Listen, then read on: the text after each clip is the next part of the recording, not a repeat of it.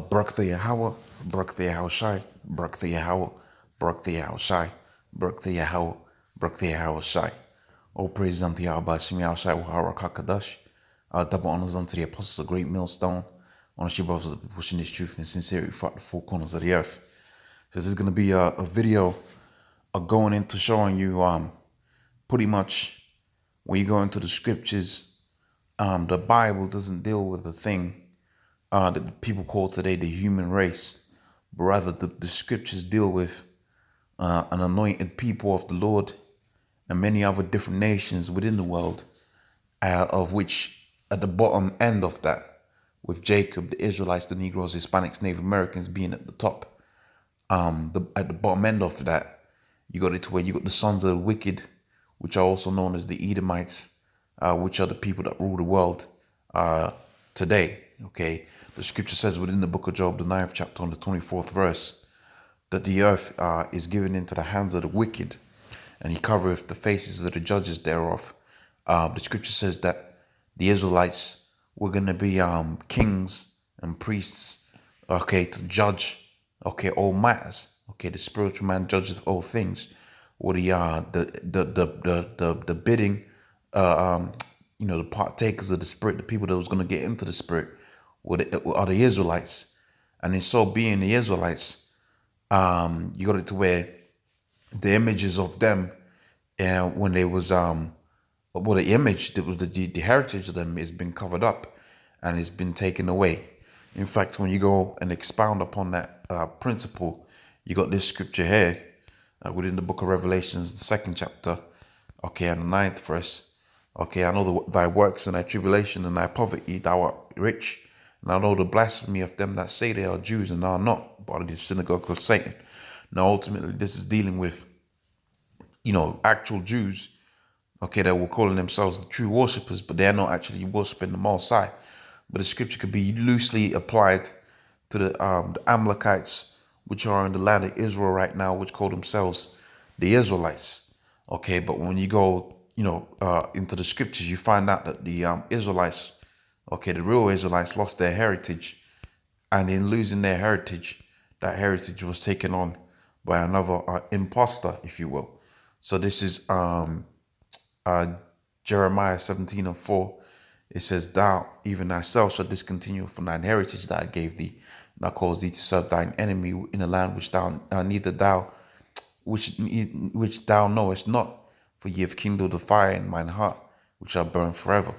So that's what happened to the Negroes, Hispanics, Native Americans. They served their enemy in America, okay, but really this is the people of whom the Most High said the world was going to be ruled over, okay, and we lost our heritage because that's part of the curses that came upon us. Now, when we go into the scriptures, okay, into the book of Genesis, the 10th chapter, you're going to find out that there are different nations that the Most High created, okay. These different nations, okay, were supposed to be kept different, okay. Or when you had it to where an event, okay, where people gathered together and wickedness abounded, like how you got it to where America is, and the carrying cast, and I'm going to get that scripture, the carrying cast over all of the people, where people would identify themselves as a country as opposed to the nation they're from. The Most High split it up. Okay, the Tower of Babel is a good example. Okay, the Most High split it up. So you got the same thing happening right now in America and all throughout the world, where people are living off their heritage. Even them Arabs, which know they're Ishmaelites, when they come out here to these different unis, they don't behave like Arabs. Okay, they put away all of that Arab customs, those so-called Muslim customs, and they behave just like who? Their daddy, the so-called white man, because that's who rules the world right now. Okay, so they put that off. Okay, and they acclimatized to the world that's around them. They put off their heritage. Okay, now how much more so these other different nations was with these loose sort of cultures. And I say loose because really they lost their culture. Okay, when you see these people going into work, they got the business suit and so on and so forth. Okay, these people are all mixed into one, and the Most High never had it so. Okay, the book of Genesis 10th chapter on the 1st verse, and says, these are the generations of the sons of Noah, Ham, and Japheth. Okay, unto them were born sons after the flood, the sons of Japheth, Magog, and it goes into it. It separates them. Okay, and also separates, and you got Ham's the father of Cushites, the people that are living out there within Africa, but not the Israelites that are scattered within Africa, but rather some of the people like the Sudanese. A vast majority of them are Hamites.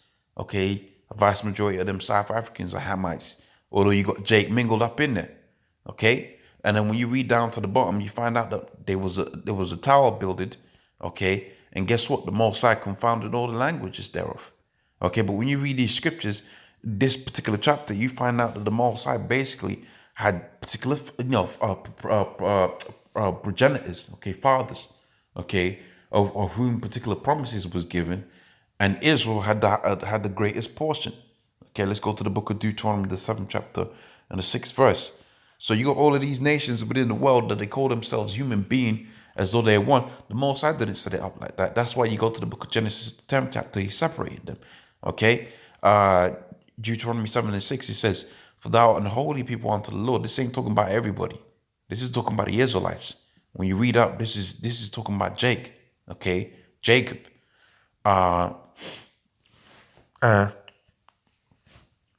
For thou art a holy people unto the Lord thy power, and the Lord thy power hath chosen me to be a special people unto himself above all people upon the face of the earth. So we're special unto the Lord. Okay? So the thing of the human race, that's not a biblical idea. Okay? Now let's go into the book of Isaiah. The book of Isaiah, I believe it's in I believe it's in the 60th verse I'm looking for. No, it's in the 25th verse. Is it in the 25th verse? Yeah, 25th verse. Isaiah 25 and 7. Now destroy in this mountain, which is America, the government, the face of the covering cast over all people, and the veil that is spread over all nations. Okay, so you got this veil of human covering all of these different nations to the end up everybody just thinks that they're all equal and everything is, but that's not biblical. All right, let me finish up with within this precept here, within the book of Isaiah, and this is I think it's in like the 40th chapter. I'll search it out if I don't find it within the 40th chapter. So Isaiah 40. Okay, Isaiah 40. Maybe like the 15th verse. Okay, here we go. Isaiah 40 and 15, and it says, "Behold, the nations, okay, everyone other than Jacob, the nations are as a drop of a bucket, and they're counted as a small dust of the balance. Behold, he taketh the isles as a very little thing." Okay, so these are the nations, man, and they're insignificant unto the Most High, and the Most High, sees them as the drop of a bucket. But for Jacob, they're on another level. Okay, they're special unto the Most High. In fact, let's finish up within the book of Zechariah, the 2nd chapter and the 8th verse. Zechariah 2 and 8 says, "For thus saith the Lord of hosts, after the glory hath he sent me unto the nations which spoiled you," which is these other nations. "He that toucheth you toucheth the apple of his eye." Okay, so when the Lord comes, he's going to separate the nations and he's going to separate the Israelites. Okay, in fact, one more precept. Okay, he's going to separate the Israelites that are scattered throughout the four corners of the earth, and he's also going to separate these other nations, like the scripture says within the book of Isaiah 25.